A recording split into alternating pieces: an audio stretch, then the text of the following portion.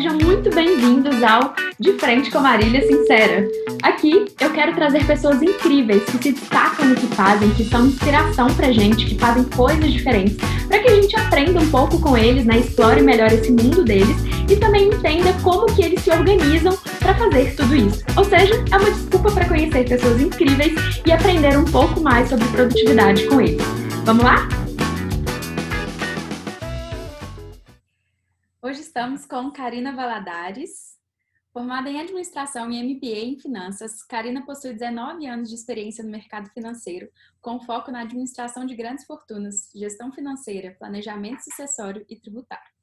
Hoje, ajuda as pessoas a criar um planejamento das suas finanças para realizar seus sonhos, prosperar em suas vidas e alcançar sua independência financeira. Karina acredita que organização e dinheiro são temas que andam juntos. Então, vamos entender melhor sobre isso, certo? Seja muito bem-vinda, Karina. Obrigada, Marília. Obrigada pelo convite. Vamos lá, vamos ver o que eu consigo contribuir. Bom, acabei de te apresentar de forma mais formal do seu currículo, mas conta pra gente quem é Karina. Karina Valadares por Karina Valadares. Vamos lá. Bom, eu gosto de dizer que eu sou planejadora e educadora financeira, né? Mãe da Duda, acho que minha principal razão de viver, esposa do Eduardo. Uma pessoa encantada pela vida, pelas pessoas, pelas suas histórias. Eu gosto de gente, né? Ao contrário de quem eventualmente possa olhar esse currículo e imaginar que eu sou apaixonada por número. Não, eu respeito os números, mas eu gosto de gente. Então, essa é a Karina. Que delícia! Bom, Karina, vamos falar então um pouco sobre sua área aí, para a gente entender melhor. E eu vi que você já comentou, né, que o cenário financeiro no Brasil assusta. E isso envolve nossa economia, nossa estabilidade política, inclusive a cultura, né? O que você Sim. percebe na cultura dos brasileiros que impacta para esse cenário aí ser tão assustador? Vamos lá. Eu acho que tem uma questão histórica, né? A gente vem rompendo barreiras com relação, historicamente falando, com relação à economia. A gente vem de uma cultura em que não se fala de dinheiro, isso remonta de muitos anos, e apesar de termos evoluído em várias áreas, todas as culturas geralmente costumam continuar ainda com esse tabu com relação a finanças. E quanto mais a gente tem esse tabu em falar sobre dinheiro, em cuidar sobre dinheiro, pior continua a nossa relação com o assunto. E aí, geralmente, o assunto vem em momentos críticos, de uma maneira não adequada. Então, mais do que uma economia em que hoje nós temos, né, por mais que nós não tenhamos inflação, que é uma economia mais estável, em que a gente tem uma diversidade de escolhas para serem feitas, eu acho que é anterior a isso o nosso problema. Porque informação, nós estamos na era da informação, né? Informação nós temos em todos os lugares, e muita informação de qualidade, gratuita inclusive. No próprio Brasil a gente tem isso muito avançado, apesar das pessoas falarem que não. A gente tem conteúdo riquíssimo no site do Banco Central, na CVM, conteúdos assim muito valiosos mesmo, com uma linguagem acessível e profundos. Mas por que as pessoas não procuram? Porque as pessoas não acham que precisam cuidar do assunto finanças. As pessoas temem olhar para isso, descobrir algo indesejado e ter que lidar com aquela frustração. Então, nós continuamos alimentando a não nos dedicarmos a esse assunto. Então, o grande problema hoje nosso é, as pessoas consideram, primeiro, que se não estão devendo, estão bem financeiramente, e não é sobre isso que a gente está falando, né? Porque finanças é sobre comportamento, é sobre tomada de decisão, é sobre como nós olhamos para a vida e como nós damos a resposta sobre essa forma de viver que a gente escolhe. Então, a gente primeiro precisa considerar esse assunto como algo vital. E a partir de então, buscar informar-se sobre ele e tratar dele nos núcleos em que a gente está inserido. Sejam eles núcleos familiares, ou núcleo de amigos, né? Ou até mesmo no nosso ambiente corporativo, enquanto empresas, promover isso para que as pessoas falem desse assunto com leveza, porque nós sabemos que a instabilidade financeira, ela tira muita produtividade. Você que trabalha com produtividade, os números são alarmantes das pessoas que têm as finanças desorganizadas, elas são muito improdutivas. Então, a gente precisa primeiro ressignificar e, assim como há alguns anos a gente entendeu que a saúde física ela é cuidada preventivamente, que a gente tem que ter uma rotina equilibrada de exercícios físicos, uma alimentação balanceada, nós precisamos entender também que a nossa psique, né, o nosso equilíbrio emocional, ele perpassa por cuidar das nossas finanças, porque se a gente olhar na pirâmide de Maslow, né, as nossas finanças, ela vai impactar na base, que é do nosso sustento, do nosso cuidado fisiológico, da nossa segurança. Então, a finanças, ela vai estar em todas as áreas da vida. Então, ela não pode ser algo secundário que a gente não toca nesse assunto.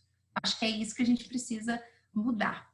É verdade, Karina, é incrível, assim, eu acho que a pandemia, ela veio trazer muitos pontos aí de atenção pra gente, né, porque a gente percebe muita gente entrando para o desemprego, perdendo aquela renda mensal e sem ter uma preparação, né, anterior, a gente começa a entender que faz sentido ter a reserva de 6 meses, que antes a gente não dava muita moral, não queria falar muito sobre isso, e eu acho que hoje, exatamente isso, a pandemia, ela trouxe esse alarmante que finanças está ali realmente na base da pirâmide, né? A gente precisa cuidar disso. Qual que quais riscos essas pessoas que não querem falar sobre dinheiro, que não se preparam financeiramente, quais riscos que elas correm, né? Tanto em curto, médio e longo prazo que você vê? Eu acho que é o desequilíbrio financeiro, né? Eu gosto de pensar muito como se fosse um corpo humano, como se a nossa estrutura financeira fosse como o corpo humano. Então, se a gente cuida em nutrir bem esse corpo, se algo nos acomete, a gente adoece, mas a gente se restabelece rápido. Então, assim, se eu tenho as finanças com clareza, equilibradas e vivo uma vida adequada para o que eu posso viver e vou aos poucos, não precisa ser de uma única vez, aos poucos construir uma reserva, se vem um desemprego ou se vem uma pandemia que coloca em risco o meu empreendimento individual, é lógico que eu vou sofrer, mas eu vou conseguir me restabelecer de uma maneira mais rápida. Agora, se eu vivo no limiar, que é aquela pessoa assim que qualquer coisa leva ela para uma anemia, né? Então, se eu vivo ali, eu trabalho para pagar as contas, não devo, e esse lugar aqui é péssimo, porque é uma falsa sensação de estar sob controle. É péssimo esse lugar. Eu falo que às vezes a pessoa dever é melhor do que aquela pessoa que fica no 0 a 0, 0 a 0, 0 a 0. Porque às vezes precisa do susto para falar, eu preciso mudar de atitude.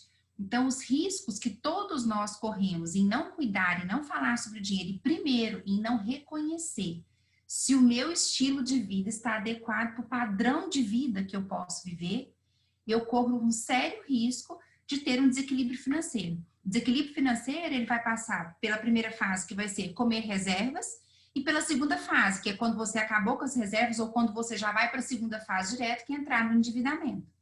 E entrar no endividamento, às vezes as pessoas pensam assim, nossa, é pegar um empréstimo no banco e parcelar. Não, entrar no endividamento é passar sempre a comprar no cartão de crédito parcelado, parcelando um consumo que você já consumiu hoje, você ainda fica 10 meses pagando aquilo ali.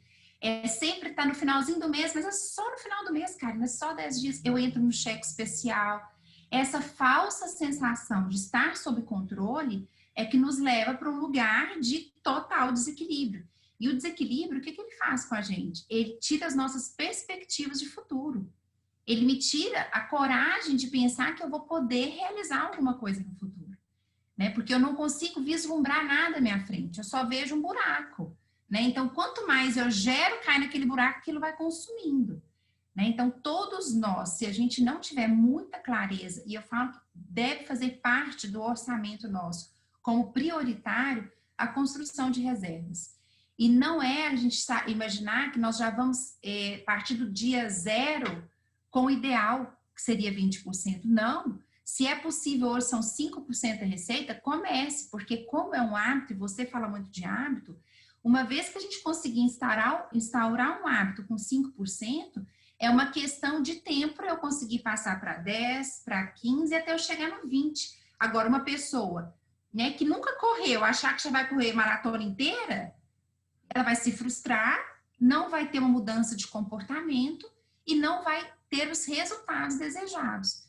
Em finanças é exatamente igual, né? A gente precisa primeiro ter clareza da nossa situação, para então partir para um objetivo com base na situação atual, criando pequenos passos sustentáveis. Agora, se nós não olharmos para isso e não cuidarmos disso, o desequilíbrio financeiro, em algum momento da nossa vida, ele vai chegar. Pode ser que ele não chegue durante a nossa vida produtiva. E aí ele chega no momento pior, que é quando a gente já não tem forças para continuar trabalhando, né? Ou quando a gente não é atrativo para o mercado, e aí eu falo que a gente vai viver de migalhas. Né? Você constrói uma vida plena e depois vive de migalhas. Porque uma hora a receita vai deixar de entrar e não tem outra pessoa para cuidar disso a não ser você. Então, todos nós corremos esse risco independente da renda, o que vai valer é o comportamento nosso. Muito legal, Karina. Realmente faz todo sentido a gente estar falando disso, assim, e para mim é muito impactante mesmo, né? Porque eu vejo realmente nessa questão da pessoa, tanto da qualidade de vida dela, que ela pode ter a partir dessa saúde financeira, que é legal que você faça esse comparativo com a saúde física também. Sim. E que também, muitas vezes, o próprio desequilíbrio financeiro causa algumas doenças, né? Físicas de fato, né? Porque a pessoa perde o desequilíbrio ali, perde a vontade de viver e, enfim, de realizar seus sonhos. Mas, então, falando sobre isso e entendendo, então, que fazer esse planejamento financeiro, começar a estudar sobre finanças, criar essa consciência faz parte, então, desse caminho, né, que você está sugerindo. Conta pra gente como que as pessoas poderiam começar a fazer isso, a ter mais conhecimento sobre finanças, porque o que eu percebo é que muita gente tem preconceito e acha que falar de planejamento financeiro é só pra gente rica. Explica pra gente se é para todo mundo mesmo. Alguns pontos. Eu acho que, como eu falei anteriormente, nós estamos na era da informação, né? A gente tem muita informação legal. Só que eu acho que as pessoas, eu gosto de brincar muito, que as pessoas estão queimando largada. Igual quando a gente estava na competição de natação, quando a gente era pequeno, e que queimava largada, né? É isso. As pessoas estão preocupadas em conhecer sobre investimentos. Eu não tiro a importância disso. Eu acho que isso é extremamente válido. Mas existe um passo anterior, que é educação financeira.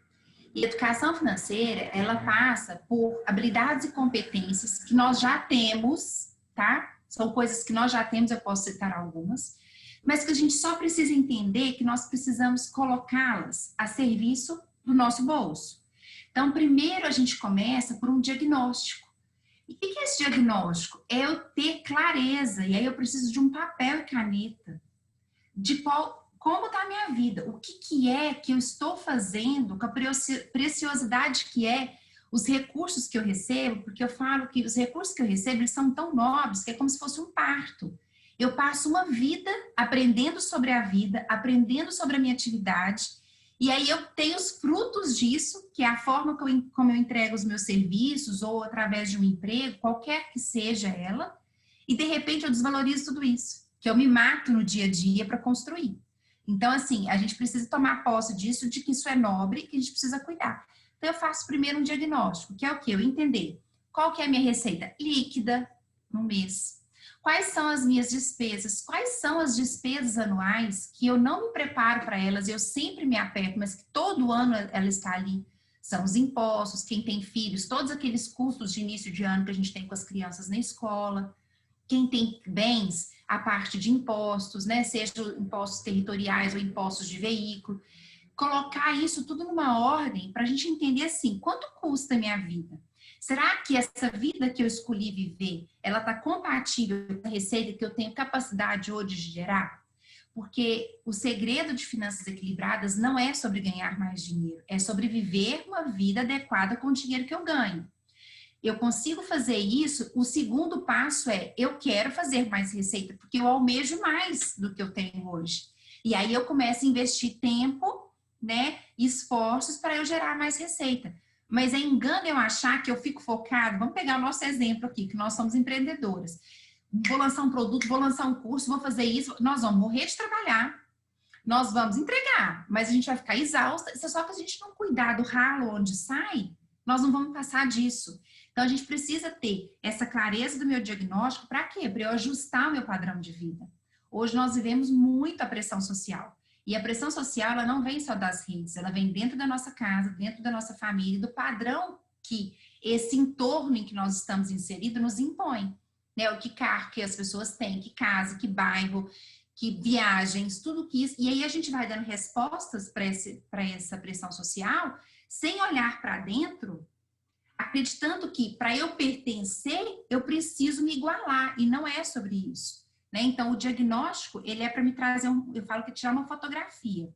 Com a fotografia em mãos, eu tenho a disponibilidade de fazer uma pintura ou um desenho, que é o meu orçamento. Eu olho e falo, olha, o que eu desejo é isso daqui. E vou trabalhar para isso. Seja na ponta de eu ajustar os meus gastos, seja na ponta de eu projetar aumento dos meus ganhos. E aí, o terceiro passo é o seguinte, não existe, ninguém vai conseguir fazer isso, a menos que a pessoa esteja adoecida, guardar dinheiro por guardar. Não existe. Nós somos movidos pelo princípio do prazer, que já era estudado por Freud. Então, nós desejamos ter prazer agora, queremos evitar qualquer tipo de dor, e isso é o nosso processo decisório, ele é regido por isso. É muito difícil a gente ir para o princípio da realidade, que é o do planejamento, que é o do olhar, que é pensar duas vezes. Então, a gente precisa aceitar que nós tomamos decisões assim, tentando evitar a nossa dor e aumentar nosso prazer, para pensar o seguinte, eu só vou ter a capacidade de deixar de gastar R$200 esse mês se eu souber exatamente qual o benefício, qual a sensação que eu vou ter com esses 200 lá na frente. Então, o terceiro passo é a gente mapear o plano. O que eu desejo realizar para os próximos 2 anos, para os próximos 5, para minha autonomia financeira lá na frente. E aí, além de mapear, eu coloco o prazo, eu coloco o esforço total e tento trazer isso para próximo de mim. Por exemplo, se eu tenho um objetivo financeiro que eu preciso de R$10.000 para daqui 2 anos, eu preciso pegar 10 mil, dividir por 24 e achar o que está próximo de mim, o que significa isso para mim por mês. E tem coisa melhor que a gente ir fazendo check. Aí você coloca isso na sua vida e vai fazendo check. Agora, se eu ficar olhando só para os 20 mil, às vezes a pessoa tem 0 aqui hoje, ela não vai dar conta. É impossível. Eu preciso trazer para próximo de mim, com força de que eu literalmente fazer um trabalho de visualização, por exemplo, se é uma pessoa que quer fazer, sei lá, uma viagem, ou se a pessoa quer comprar uma casa, ela precisa se imaginar no presente, naquele lugar, com aquela sensação que ela vai ter, para que aquilo seja o combustível dela de falar não hoje. Em finanças é assim, gente, não adianta, é ilusório a gente achar que a gente vai conseguir se movimentar sem a clareza que a gente precisa do que, em prol de quê que eu estou trabalhando, né? Em prol de quê? Então, eu acho que, e aí fechando essa questão dos passos de construção do planejamento é para todo mundo, planejamento é até para as crianças, o planejamento, ele traz liberdade de escolha, porque você, a partir do momento que você sabe para onde você está indo, você faz as suas escolhas de maneira mais consciente. Planejamento não é, de forma alguma, sobre não gastar, não é sobre isso. É sobre gastar com o que faz sentido para você. Né? Eu gosto muito de imaginar, eu gosto muito da linha do essencialismo, é que a gente entender o que é a nossa essência, o que a partir da nossa essência é crucial para o nosso bem-estar e para o nosso equilíbrio, e a partir daí eu planejar. Então, não é sobre não gastar, não é sobre se tornar um perdulário. Eu não acredito, inclusive, em planejamento que faça com que as pessoas anotem todo o cafezinho que ela vai para a esquina. Não, eu acredito que ela tenha o mínimo controle do que é possível, crie ferramentas que funcionem para ela. Então, se ela é analógica, uma ferramenta analógica, se ela é uma pessoa digital, uma digital, e buscar isso daí. Mas, assim, o planejamento, ele é para todos. Ele deveria estar em todos os lares, independente da classe social ou do meio em que você está. Seja para o milionário, que geralmente não tem também, seja para aquela pessoa extremamente vulnerável, né? Então, ele é para todos, com certeza. Perfeito, Karina. É bom que a gente fez uma super aula aqui, adorei. Acho que isso realmente vai agregar. E para a gente finalizar esse bloco, só porque eu tô ainda curiosa, porque um dos posts que você fez que eu mais gostei, assim, foram os posts relacionados a essa economia voltada para o casal. Porque eu vejo muitos casamentos onde isso ainda é muito velado, né? Essa questão do dinheiro, não converso sobre dinheiro. E aí, como que constroem-se sonhos juntos e sonhos separados? Como que é essa questão e o que você percebe aí que tem acontecido? Como que é esse desafio?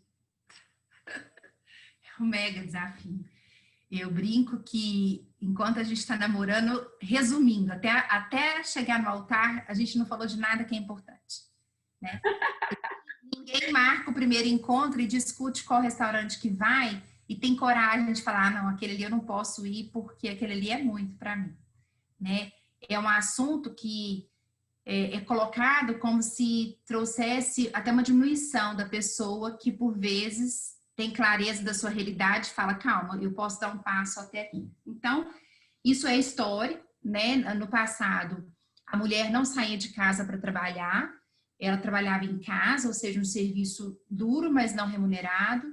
O homem trabalhava, não participava a mulher nas decisões muitas vezes, ou era até o contrário, ele chegava, entregava todo o dinheiro na mão da mulher, ela resolvia, mas eles não partilhavam, né, como é que as coisas seriam feitas, não se escutavam e tampouco participava todos da família.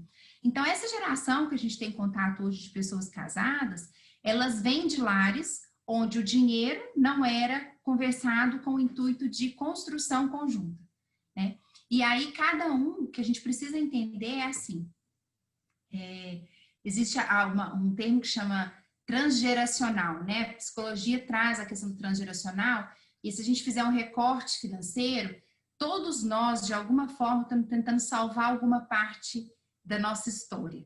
E aí vem duas pessoas com histórias diferentes, cada um tentando salvar, e nem sempre vão estar retratando o mesmo papel, que dificulta muito. Então, a gente precisa entender que, independente do regime de construção patrimonial que um casal está, seja ele em comunhão parcial de bens, seja ele em separação total de bens, seja em comunhão universal, muito pouco utilizado hoje, a partir do momento que você decide viver junto, você decide partilhar a vida. E finanças não é sobre números, não é sobre dinheiro. Finanças é sobre vida, sobre tomada de decisão, sobre como a gente pega os nossos recursos e dá destino para ele. Então, a gente precisa conversar. E agora a gente está num lugar em que a mulher saiu para trabalhar também, e ela também provê, e aí os dois ficam assim, cada um vive uma vida independente, eu falo que é república de prazer compartilhado. E eles encontram em casa. Isso costuma funcionar até que vêm os filhos. Quando vêm os filhos, essa vida independente, totalmente independente dos dois, onde eles vivem como se fossem república, rachando a despesa, ela não dá certo mais. Porque você é um ser que você precisa construir uma visão de mundo para ele, e você precisa partilhar de valores, e esses valores vão estar saindo pelos poros na casa, não precisam ser falados, mas vai estar com as nossas atitudes. Então, muitas vezes tem casais que vivem vidas financeiras paralelas por uma vida toda, se eles não tiverem filhos. Mas se eles tiverem filhos, o atrito vai fazer um barulho enorme que não dá mais para sobreviver. E aí existe uma fórmula, que não é fórmula mágica, não é fórmula fechada, mas assim, primeiro é entender que é isso, um projeto onde ele envolve mais de uma pessoa, ele precisa ser partilhado. A gente precisa ter clareza de quais são os valores, quais são os objetivos. E a primeira coisa que precisa ficar clara para o casal é que a gente, para ser unidade enquanto casal, a gente não precisa de deixar de ser. Então, o que a gente precisa é aprender a se comunicar de uma maneira não violenta sobre todos os assuntos que são importantes e que são delicados, e dinheiro é um deles. Então, antes de partir para o julgamento do comportamento do outro com relação à sua forma de organizar, à sua forma de comprar, à sua forma de decidir, é buscar do outro uma oportunidade para escutá-lo sobre a história de vida dele, sobre o porquê certas coisas são tão importantes para ele, mas não julgar. Nós não estamos aqui para julgar. A gente precisa olhar para a história do outro, acolher, e se em algum momento oportuno a outra pessoa quiser aprender com a outra, ver que a outra lida melhor, é o momento adequado. Então, o que é importante quando a gente está em casal? Primeiro, a gente escuta do outro. Eu gostaria de escutar de você. Quais são os seus planos? O que para você vai ser muito importante para deixar sua marca no mundo? O que você não abre mão? O que você acha que para você é inegociável? Escute do outro e busque oportunidade para falar. Aí, quando você faz isso, a outra pessoa se sente escutada. E aí você fala, mas eu acho importante a gente pensar em nós. Nós estamos juntos há tantos anos, o que nós queremos? e colocar no papel esse nós, né? E a partir disso falar, e agora? Como é que a gente pode organizar para que o que é importante para um e para o outro seja viável, sem atrapalhar o que é importante para nós dois? Porque acreditar também que um casal vai eliminar os seus desejos, porque o que me faz me juntar ao outro, apaixonar, é aquela pessoa. Ela não pode deixar de existir só porque ela se tornou um casal, porque senão vai ficar desinteressante também. Mas a gente precisa conversar. Eu gosto muito da metodologia da reunião de casal, que é a gente ter um dia na semana para fazer uma reunião de 15 minutos, até porque o sexo masculino não dá conta mais do que 15 minutos. Precisa ser um dia combinado, com data combinada, e a gente pode colocar, por exemplo, na porta da geladeira, um papel onde a gente, por exemplo, no meio da semana surgiu um ponto de discussão que eu quero conversar, eu coloco ele ali. E aí, quando vai ter a reunião da semana, a gente fala, essa semana nós vamos tratar tal ponto. A pessoa vem preparada. É diferente de quando meu marido abre a porta do trabalho, eu olho para ele e falo assim, mas como que você esqueceu de pagar a conta de luz? Você pega a pessoa, né? A pessoa está chegando, ela está desprevenida, ela já vai para o ataque. Agora, quando você tem aquele momento, que são só 15 minutos, que você tem um assunto, escuta um, escuta outro, chegou no algo que a gente fala que é aceitável para os dois, decidimos, não achou uma resposta aceitável, deixa para a próxima semana, não é para virar DR. E a reunião de casal é muito legal que ela seja fechada com um momento para os dois. Então, às vezes é aquele dia que você toma um vinho, ou é às vezes aquele dia que você vê um filme. A gente não faz isso no trabalho, não tem um happy hour?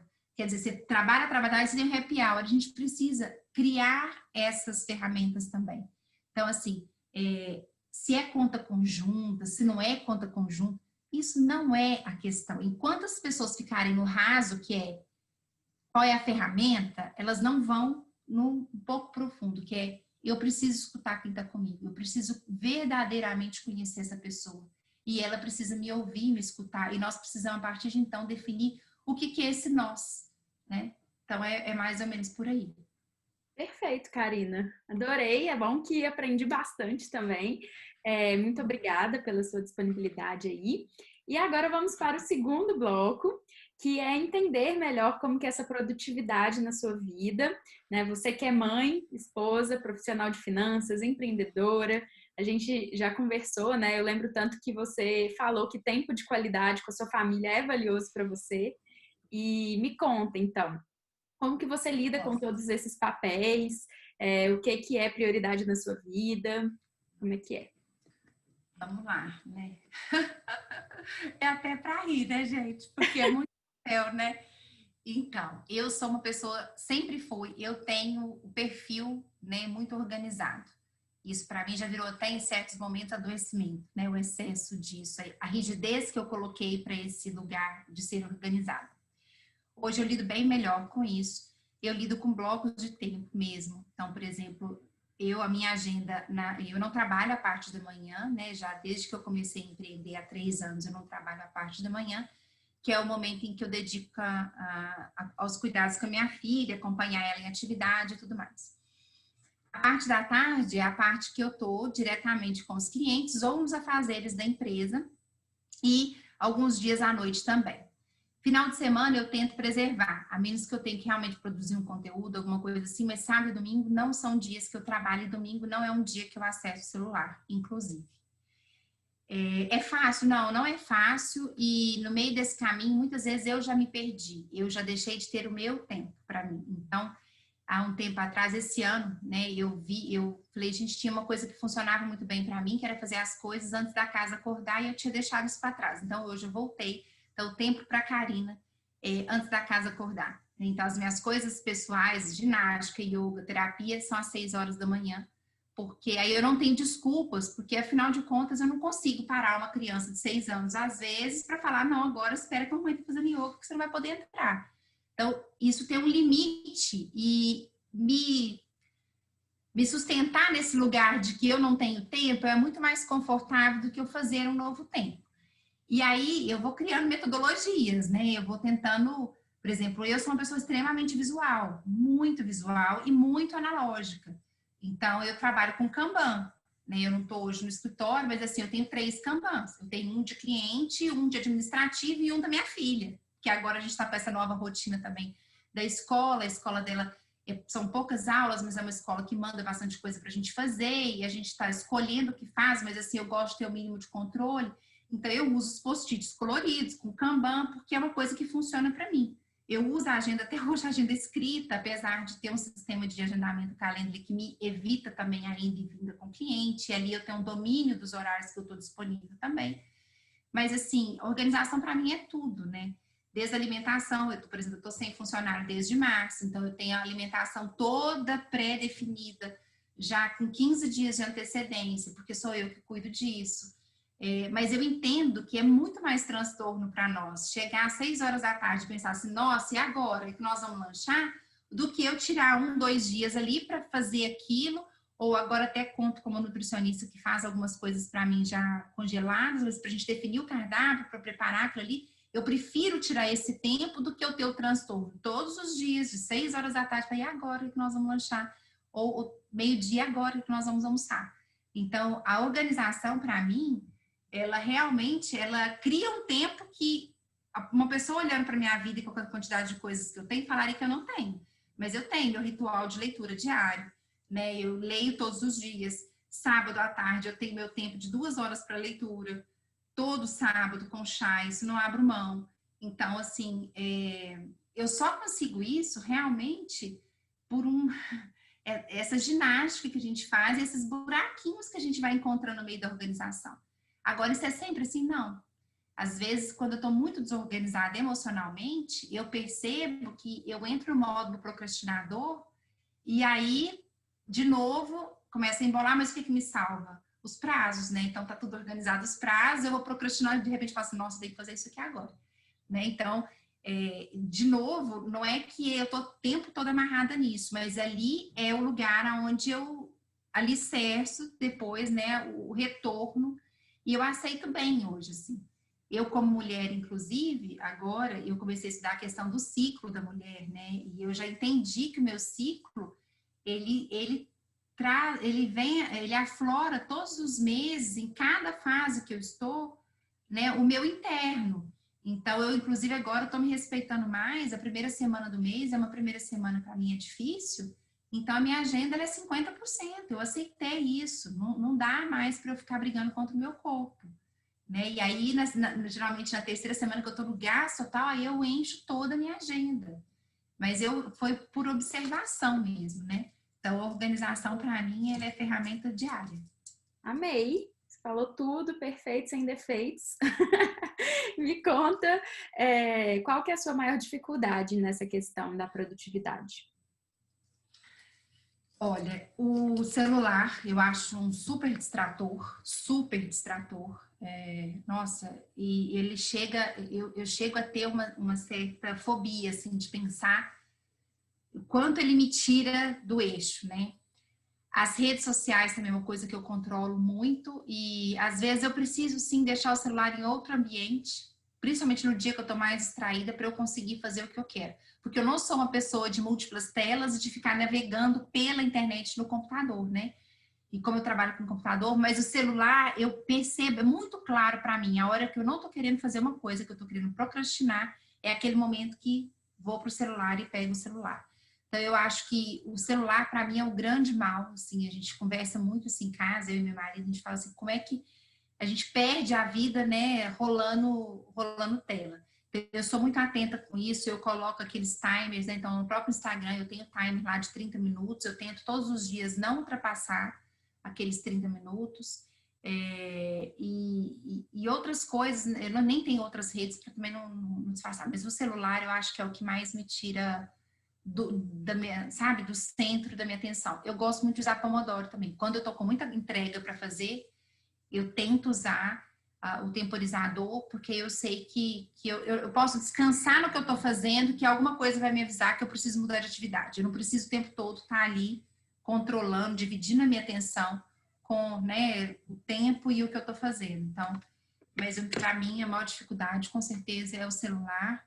E a falta de respeito hoje que as pessoas têm, inclusive, né, com o acesso, né? Eu brinco que eu sou de uma geração, tenho 40 anos, eu sou de uma geração que minha mãe não deixava ligar na casa de ninguém depois das 8. Isso era proibido. Porque depois das 8 a gente não incomoda as pessoas, né? E hoje a gente manda mensagem, a gente recebe mensagem meia-noite, né? Então, É verdade. Não, muito legal escutar e saber um pouco mais da sua rotina. Tenho certeza que ajudou, porque eu tinha algumas perguntas preparadas, mas você foi falando ao longo, dando dicas, mostrando como que você tem hábitos aí enraizados e que são super importantes, que fazem diferença. Você abre espaço para organização, de fato, né? Que é o que você falou. A gente tem que abrir esses espaços para que isso aconteça. Não é simplesmente reclamar, né? Então, e não é fácil, né? A gente tem que aceitar que não é por incompetência. É porque nós temos uma facilidade de distrair muito, muito grande, né? Então, foco é uma coisa que a gente tem que se esforçar para. Ele não é natural. Exatamente. Então, foi muito bom, muito obrigada. E agora vamos para o último bloco, o de frente Ai, com meu Marília Deus. Sincera. Karina Valadares está preparada? Opa! Ai, meu Então, Deus. vamos lá. Eu vou te fazer uma pergunta e você tenta responder com rapidinho o que vier na cabeça, tá bom? Karina, o que te move A minha filha, e quem te inspira? meu marido. Pontos fracos. Sou nervosa. Muito. Não Um tenho cara, mas sonho. sou. Um sonho. Eu tenho o sonho de morar fora, no Brasil. Uma conquista. Estar aqui, né? Estar aqui conseguindo com o que eu acredito, agregar valor na vida das pessoas e trazer o sustento. Uma pessoa. Minha mãe. Um hobby. Tô aprendendo a tocar piano aos 40. Que legal. Uma viagem. Leste europeu. Um objetivo para 2020. 2020, oxe, meu Deus, apesar que eu ainda não fiz. Aí voltar para o aeróbico, para atividade aeróbica. É um objetivo para 2020. Uma música. More Than Words. Um livro. A morte é um dia que vale a pena viver. Ai, tava doida pra isso. Uma frase. Tudo posso naquele que habito. Então, é isso. Muito obrigada. A última Obrigada pergunta a você. é só para saber quem você indica para estar aqui também batendo esse papo comigo. Gente, sobre organização. Ai, tem uma nutricionista que eu amo, que é a Monique Martin. Eu vou te mandar o contato dela. Ela fala sobre nutrição com outro olhar, eu acho que é um olhar da organização, um olhar da produtividade, do hábito e de essencialismo, assim, que eu acho que as pessoas sempre têm a aprender com ela. Eu acho que vale muito a pena. Ótimo. Então, muito obrigada por tudo, Obrigada a pelo seu você. tempo, pelo seu conhecimento compartilhado. Foi um prazer para mim tê-la aqui. A Karina, para quem não sabe, é super referência na área. Eu sempre estou de olho, gosto muito do trabalho dela, acompanho há alguns anos. E fica aí seu momento jabá, Karina. Como que as pessoas podem te encontrar? O que que você oferece para elas? Vamos lá. Então, o meu Instagram é @k, né, K de Karina, A de Amor Valadares. Lá a gente tem conteúdo 3 vezes a 4 vezes por semana, tem bastante coisa, conteúdo profundo. No meu site, que é carinavaladares.com.br, tem o blog com textos e lá também agora tem uma nova página dos cursos, né? Eu tenho um curso online que chama Saúde Financeira, que é um curso de finanças pessoais para iniciantes. Tem também a mentoria, que é um grupo de 10 pessoas, que hoje a gente está começando, eu abro essa mentoria 4 vezes ao ano, que é super legal, também com 6 encontros ao vivo e 13 conteúdos gravados. E logo, logo vai ter o Finanças para Casais, que deve estar disponível até na primeira semana de outubro. Nós estamos programando aqui para ver quando a gente vai Sabia conseguir. e já dei a dica. O Finanças para Casais, ele é um projeto do coração, um projeto que nasceu dentro dos meus outros projetos, por uma demanda dos clientes, né, de realmente buscarem o apoio de um terceiro para falar de um assunto delicado, mas falar com direcionamento, não é só falar por falar, né? Então, a gente está com alguns projetos interessantes aí. Daqui a pouco vai ter lá a página também, estou envolvida em vários projetos sociais, que daqui a pouco eu vou levar lá para o site para as pessoas conhecerem também. Mas é isso, fica o convite, eu vou adorar, né, que as pessoas vão lá e que deem palpite também, Karina, eu quero escutar sobre isso, eu quero estudar sobre aquilo e a gente vai produzindo conteúdo. Isso aí, então muito obrigada e até a próxima. Obrigada a você, querida. Um beijo.